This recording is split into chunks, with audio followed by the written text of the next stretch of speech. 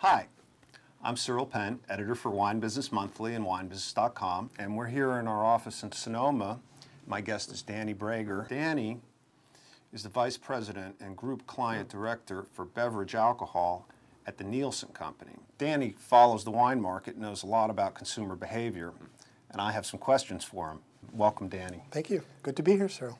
The first question I'd like to ask you is, what is Nielsen data? I think it's important to sort of lay the groundwork. Nielsen measures about $10 billion worth of retail scan sales in the off-premise. So the primary channels we're covering amidst that is grocery, drugstores, convenience stores on a national basis, several large liquor markets across the country, as well as several key liquor retailers. And then we also have some representation from the mass merchant sector with Target and club stores with BJ's.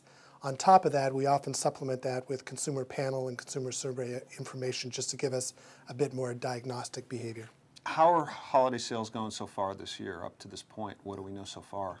Well, it's a little early right now. We're only measuring sales right now to the middle of November of 2009, so still coming into the key upturn. But over the last 13 weeks, we've seen just a slight increase in table wine sales, about 1%. Which doesn't sound like a lot, but again, we're covering a lot of different channels, and we'll talk a little bit later about how those differ channel by channel. The other thing which I think it's important to mention is that because Nielsen measures sales in 125 different categories, over 60% of those categories are actually in decline. So to have a category that's actually growing is more of the minority rather than the rule. So I think that's worthwhile to always look at things on a relative basis. The other thing is, it's really important to dig down a little deeper into the numbers and see where the growth is coming from and where it's not coming from. So when we look at this, for instance, by price point, we see two major price point ranges that are responsible for a significant part of the growth. One is the $3 to $6 price range, and when we talk about price points, we're talking about an equivalent 750 ml package. And then the second price segment that's contributing growth is the $9 to $12 segment, so wines in and around that $10 mark. In the case of the former, so if we go back to the $3 to $6 segment, it's not just the 750 ml bottle. So growth is also coming from larger pack sizes, which equivalize down to the 3 to 6 range, as well as from packaging alternatives. For instance, the premium 3-liter boxes are still growing at strong double-digit rates and have for the last couple of years. So that's the good part. Then at the other end of the spectrum, we continue to see weakness from wines priced $20 and above, and that's occurring despite the fact that we're actually seeing an increase in the promotional levels behind that price segment, designed to encourage consumers, obviously, to purchase wines at $20 and above. It seems to us when we look further, it's the major consumer dynamic is simply that some buyers who used to buy that price segment are abandoning that price segment and trading down to lower ones. We're also just starting to see, and again, it's maybe a bit early, and so I wouldn't say it's a trend yet, we're starting to see a little bit of weakness in the $15 to $20 segment that we didn't see before or to this point in time.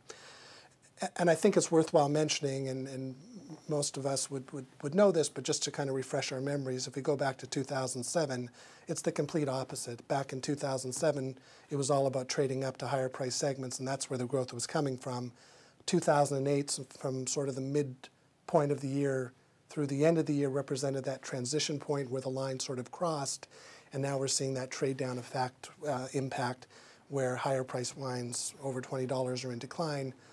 Price points that we just talked about earlier are now the ones growing. I think, in part that's just representative of a huge consumer focus on value.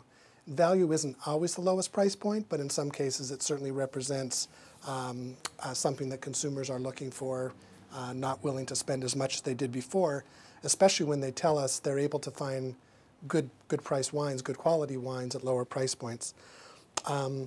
So despite what we hear sometimes in the news about an economic or financial recovery, a consumer recovery is still very much lagging, and we see that and hear that from consumers that when we ask them what will they do with their spare cash, they either say they don't have any, or they're going to do things like save money or pay down debt, other things before they'll go out and spend like they might have before.